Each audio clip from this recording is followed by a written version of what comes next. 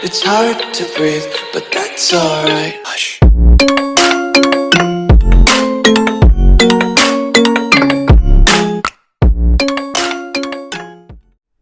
Et salut tout le monde, aujourd'hui on se retrouve pour une nouvelle vidéo. Donc on va vous présenter la LDC, on va vous montrer comment ça s'est passé. C'est une magnifique LDC qui était très serrée.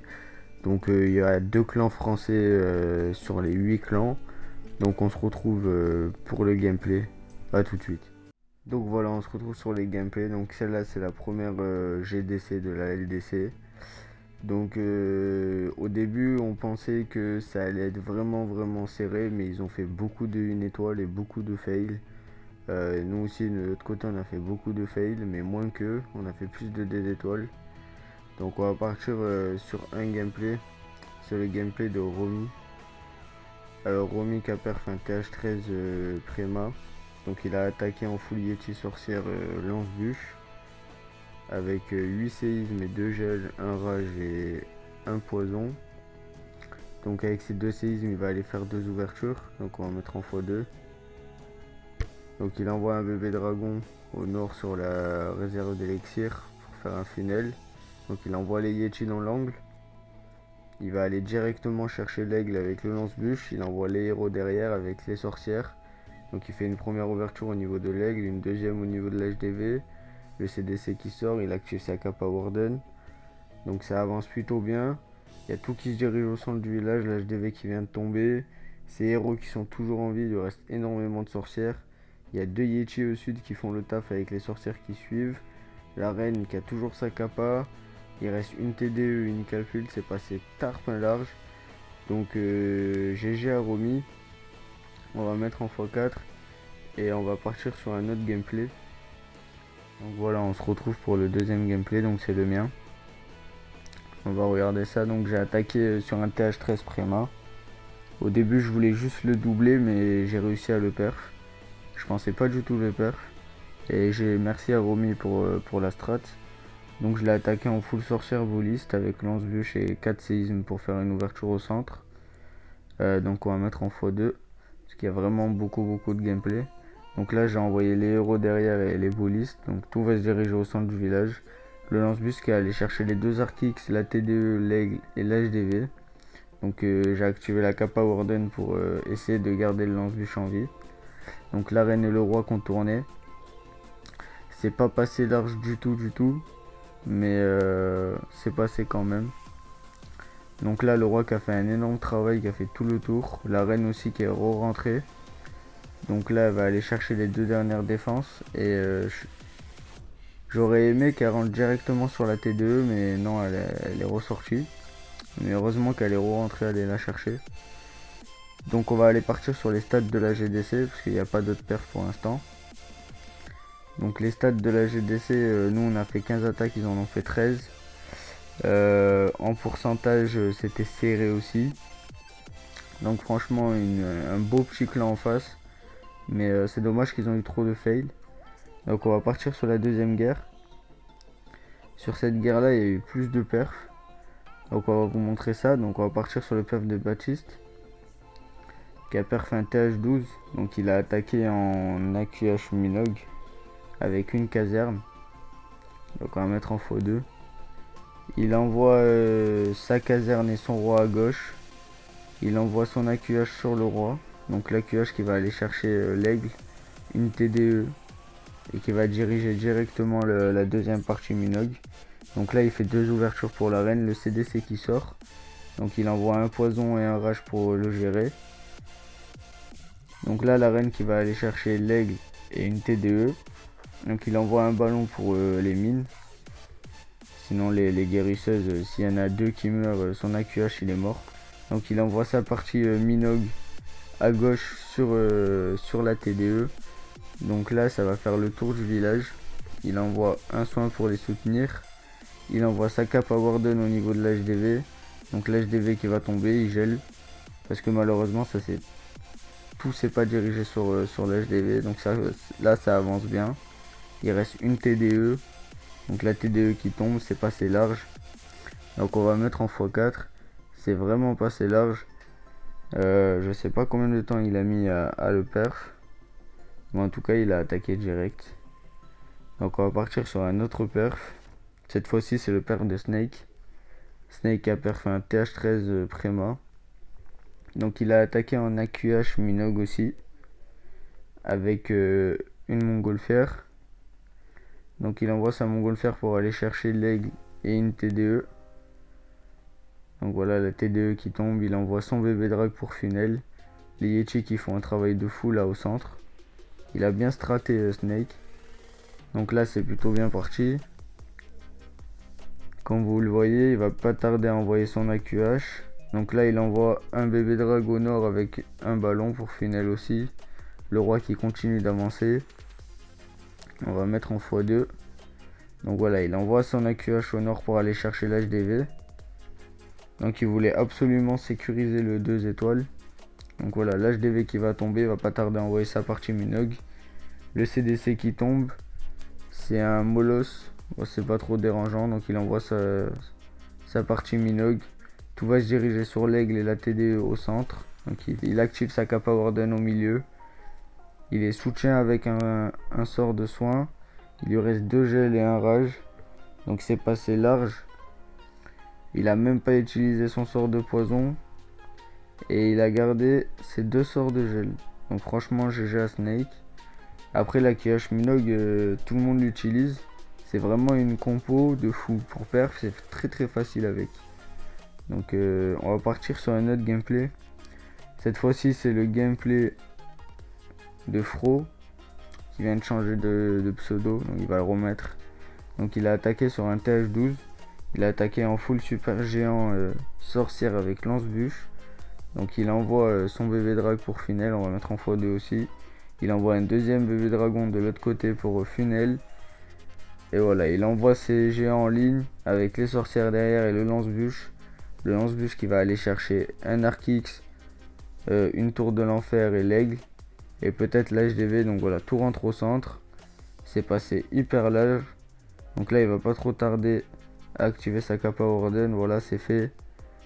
Donc c'est vraiment passé très très large. Il lui reste 2 gels. Donc tout avance bien. Il lui reste énormément de sorcières. Le roi qui est full vie. Le Warden pareil. Et la reine qui a encore la Kappa. Et il a troll ses 2 gels. Après c'était pas un TH12 Préma. Mais c'est passé large. Donc on va partir sur un autre gameplay. C'est lui d'Adrien. Donc franchement celui-là de gameplay il est magnifique. Je l'ai vu en live. Donc là il sort le CDC. Il attaque en full sorcière bouliste golem de glace avec un AQH. Donc il envoie son AQH au nord. Qui va gérer l'aigle, une catapulte, le CLDC. Donc là il gèle le CDC, il envoie un rage. Donc le CDC qui va être maîtrisé hyper vite. Donc la reine qui continue d'avancer. Elle a fait un travail de fou sur cet AQH. Franchement c'est vraiment un AQH de fou. Donc là voilà, l'aigle est tombé. Elle va aller chercher la championne et la catapulte. Donc rien que là c'est vraiment un AQH de fou. Donc il va pas tarder à envoyer. Voilà, il envoie ses golems de glace avec le lance-bûche et les sorcières boulisses derrière. Le lance-bûche qui va aller chercher 2 TDE. Et il va ouvrir au niveau de la tour de... au niveau de l'HDV avec les 4 séismes. Donc voilà, tout avance bien. C'est vraiment, elle est vraiment passée large. Il a fait une strat de fou. C'est une attaque magnifique. Donc l'AQH qui fait encore son travail au nord. La reine qui est tombée malheureusement. Donc les boulisses sorcières au sud qui vont aller chercher les derniers bâtiments. L'HDV qui est tombé. Le roi qui est encore en vie. Les guérisseuses qui focus le PK. Donc voilà, il n'y a plus de guérisseuses. Donc on va mettre en x4. C'est vraiment une attaque qui est passée large. Il a même pas eu besoin d'utiliser sa Kappa Warden. Donc GG à Adrien. Donc sur cette GDC, c'était très serré. Nous on a fait que 14 attaques parce qu'il y en a un il s'est pas connecté malheureusement. Eux ils en ont fait 15. Donc ça c'était vraiment très très serré. Ça s'est fini à 33 à 32. Donc en termes de 3 étoiles on en a fait 8, ils en ont fait 5. En 2 étoiles on en a fait 4, ils en ont fait 8. Et en termes de moyenne de destruction, on a fait 89%, ils ont fait 80%. Donc c'était très serré, c'était vraiment un beau clan en face. Donc on va partir sur la 3ème guerre. On va partir sur le perf de Snake encore une fois. Donc Snake qui reperf en AQH Minogue. Donc on va mettre en x4 pour le début. Il funnel pour son AQH, il envoie une montgolfière sur la TDE pour aller chercher la TDE. Donc il envoie son AQH sur l'HDV, qui va aller directement chercher l'HDV et l'arène. Il aurait dû ouvrir pour essayer de chercher l'autre TDE aussi, il aurait pu.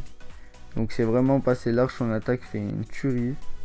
Donc c'est vraiment une attaque, c'est vraiment une compo que tout le monde peut maîtriser, la Kyosh Minogue. Donc elle est facile à maîtriser, il n'y a pas beaucoup de règles à respecter. Donc voilà, c'est vraiment passé large.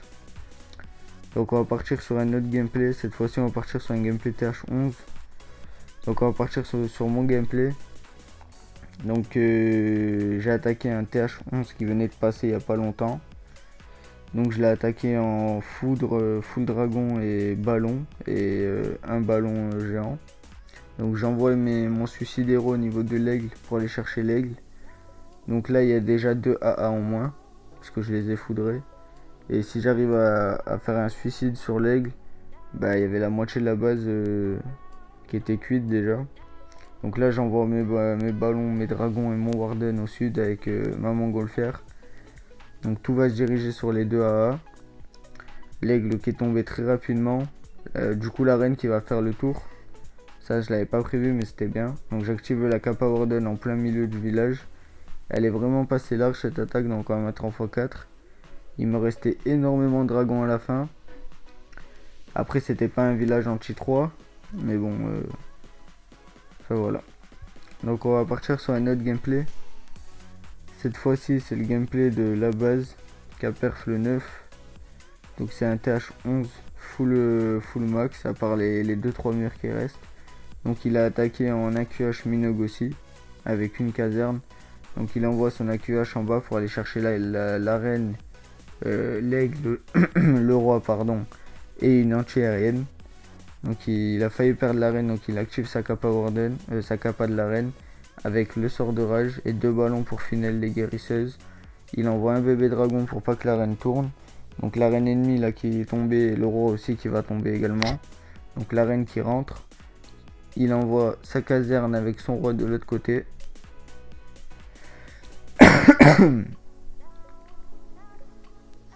Donc voilà, ça avance bien, la reine qui va faire tomber l'aigle. On va mettre en x4 parce qu'on a vraiment beaucoup de gameplay à aller voir le CDC qui sort. Donc il aurait pu attendre de le tuer avec la reine, mais à mon avis il n'a pas eu le temps ou il a stressé. Donc voilà, ça avance plutôt bien. Il lui reste énormément de troupes. Le warden qui a encore en vie, la QH qui a encore en vie. Il lui reste pas beaucoup de mineurs. Mais il va aller chercher les 2-3 derniers bâtiments avec son AQH. Cette fois-ci c'est pas passé large mais ça passe quand même. Bah, GG à la base. C'est vraiment une belle compo. Après c'est souvent utilisé par tout le monde mais bon, c'est dommage. Donc on va partir sur la 4ème guerre. La 4ème guerre qui était très serrée aussi. Mais ils ont fait énormément de fails. Nous aussi on a fait beaucoup de 1 étoile. Donc on va partir sur un gameplay. C'est le gameplay de Fro. Donc Fro qui attaque un HDV 11. Full max à part les petites def et les murs. Donc il attaque en full géant, sorcière, relance bûche encore une fois. Donc il envoie ses géants et sorcières sur la longueur avec le lance-bûche qui va aller chercher l'aigle et une TDE et peut-être l'HDV. Donc tout se dirige au centre du village, tout est bien rentré. Donc c'est vraiment un carnage, il active sa Kappa Warden au bon moment. Il lui reste énormément de troupes, juste le roi qui va mourir. Et il reste la Kappa de la reine, le warden et énormément de sorcières. Donc c'est passé large, GG Afro. Donc voilà, j'espère que cette vidéo vous aura plu. Je vous dis à la prochaine pour la partie 2. Je vous montrerai les 3 dernières GDC, c'est vraiment des GDC de fou. C'est les plus grosses GDC de la ligue de clans, donc on les a eu à la fin. Donc je vous les présente dans une partie 2. Si ça vous a plu, abonnez-vous, likez, commentez, partagez. Et je vous dis à la prochaine, ciao ciao.